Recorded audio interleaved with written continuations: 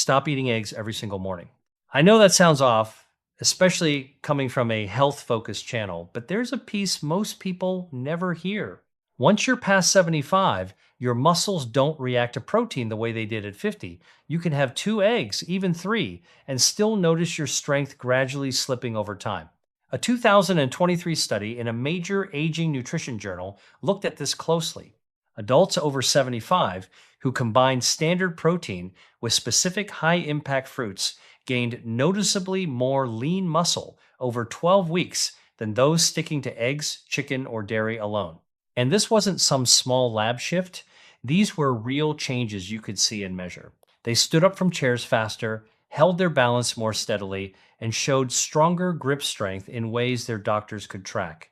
There are observations of older adults who meet protein targets on paper, yet still show gradual muscle decline over time. So the issue isn't always how much protein you're getting, it's whether your muscle cells at this stage of life can still respond to it. After 75, anabolic resistance becomes more pronounced. Muscle fibers need a stronger signal to activate growth. Eggs still provide quality protein, but they don't fully address what's changed in the background: low-grade inflammation, reduced circulation, and weaker nutrient signaling that builds up over time. And this is where things start to shift. Some fruits contain compounds that may support these signaling pathways, improve circulation into muscle tissue, and help reduce that underlying inflammation. When you combine them with protein, the response changes. The same protein starts doing more. In this video, I'm going to walk you through 5 fruits that help unlock those muscle building pathways after 75, starting from the least powerful and moving toward the most impactful. Stay with me, because number 2 activates a key cellular switch directly tied to muscle preservation in later years. And the data behind it surprised a lot of researchers. All the scientific references are listed below in the description. Before we get into it, I want to ask you something. How old are you right now, and do you feel stronger or weaker than you did 2 years ago? Write it in the comments. We read every single one and respond, almost like tracking this together over time. Let's get into it. This is where something most people overlook starts to matter more than expected. Jackfruit is one of those foods almost nobody talks about, which is surprising given how much it brings to the table. It's a large tropical fruit, and in terms of plant-based options, it stands out more than most. A single cup gives you close to 3 grams of protein. On its own, that doesn't sound impressive, but the structure of that protein is where things shift. It contains a range of essential amino acids that are involved in muscle protein synthesis. A 2022 paper in the International Journal of Food Sciences pointed out that its amino acid profile comes very close to what you see in animal-based protein sources. And it doesn't come alone. That protein arrives alongside potassium, magnesium, and vitamin B6. Potassium supports stronger muscle contractions and helps reduce those nighttime cramps that tend to show up without warning. Magnesium plays a different role, more on recovery, even after something as simple as walking. Vitamin B6 sits in the background, helping your body actually turn protein into usable muscle tissue, because without it, a lot of that protein doesn't get fully utilized. There's also some real-world data behind this. Researchers at the University of Sydney followed older adults who included jackfruit regularly, and over 6 months, they saw about a 14% improvement in grip strength compared to those who didn't. In terms of how this shows up day to day, it's not complicated. Canned young jackfruit is widely available now. You drain it, dry it off, and cook it in a pan with a bit of olive oil and garlic. In about 10 minutes, it turns into something warm and savory with a texture that's surprisingly close to pulled meat. The ripe version works differently. It's naturally sweet, so it blends easily into a smoothie with banana and almond milk, and that takes less than a couple of minutes. What matters here is repetition.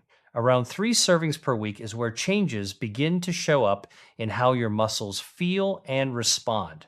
And when you combine it with a source of vitamin C, even something simple like a squeeze of lemon, the absorption improves. Research out of Cornell showed that vitamin C can increase the bioavailability of plant protein by up to 30%, which shifts how much of that protein actually reaches your muscle tissue. Another pattern starts to show up more clearly when inflammation becomes part of the picture. Guava carries more protein than most people expect from a fruit. One single fruit goes over 4 grams, which already puts it in a different category. But the protein isn't the main shift here.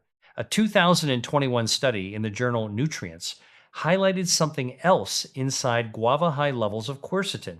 That compound works directly against the kind of low grade inflammation that tends to build up over time, the kind researchers often refer to as inflammaging.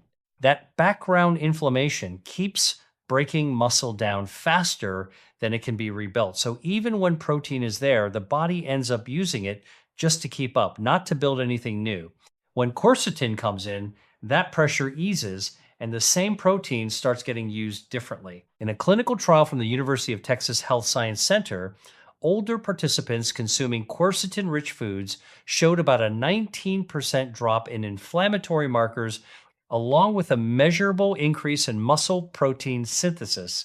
Guava also carries a high load of vitamin C, roughly 4 times what you'd get from an orange. That ties directly into collagen production, which supports the structure that holds muscles, tendons, and ligaments together. In terms of how it fits into a routine, it doesn't require much adjustment. It can be eaten as it is, skin included, or softened and mixed into oatmeal or yogurt. It also blends easily with Greek yogurt and a handful of spinach, which shifts the profile a bit more toward recovery support. Timing changes how it's used. Having it about 30 to 45 minutes before movement, even something light, has been shown to increase muscle protein synthesis by up to 25% compared to going in without it. And if you've been following along and this is starting to connect, take a second to hit the like button and subscribe so you don't miss the next breakdown. A different layer starts to matter more when oxygen delivery and energy production begin to change. A small serving of dried mulberries, about a quarter cup, gives you around 4 grams of protein along with roughly 2 milligrams of iron. That pairing carries more weight than it looks. Iron is what moves oxygen through your bloodstream into muscle tissue, and without enough oxygen, muscle can't grow, repair, or function the way it should, regardless of how much protein is available. A 2023 study found that older adults with low iron levels lost muscle at nearly twice the rate compared to those with adequate levels. So that combination protein plus iron starts to act as a kind of baseline support for maintaining muscle. What sets mulberries apart goes beyond that. They contain high levels of resveratrol, a compound often associated with anti-aging research. Inside the body, it activates a pathway known as SIRT1. And when that pathway turns on, muscle cells begin to behave differently, closer to how they functioned earlier in life, repairing damage more efficiently and resisting breakdown signals. Work from the Buck Institute showed that mitochondrial function in muscle cells improved by up to 22% with resveratrol exposure. Mitochondria are what generate energy inside each cell, and as they decline, so does endurance and strength. When they're more active, the entire system holds up better. In practical terms, dried mulberries don't require preparation. They can be eaten as they are, added on top of cereal or oatmeal, or combined with almonds and a small amount of dark chocolate for something more balanced. And when they're paired with a source of vitamin C, iron absorption increases. Research has shown that this can go up by as much as 67%, which changes how much oxygen actually reaches the muscle during and after activity. And then there's another factor that doesn't show up in protein numbers, but changes how that protein actually gets used. Avocado sits in a different category. A medium one gives you around 4 grams of protein, but more importantly, it comes with close to 15 grams of monounsaturated fat. That combination shifts what happens at the cellular level. Muscle cells are wrapped in membranes made largely of fat. Over time, those membranes become more rigid, less flexible, and nutrients don't move through them as easily. So even when protein is present, getting it into the cell becomes less efficient. The type of fat found in avocado changes that. It helps restore flexibility in those membranes, which allows protein and other nutrients to pass through more effectively. There's long term data behind this as well. A 2022 study published in the Journal of the American Geriatric Society followed 2,800 adults over 65 for 3 years. Those who included avocado at least 3 times per week maintained more muscle mass and showed better physical function, even when their total protein intake matched the comparison group. Potassium is another piece here. Avocado provides a high amount, even more than a banana, and that plays into muscle contraction and nerve signaling, especially when cramps or spasms start to show up more often. It also contains glutathione, which acts at the level of oxidative stress, helping protect muscle cells from ongoing damage that tends to build over time. In terms of how it fits in, it's flexible.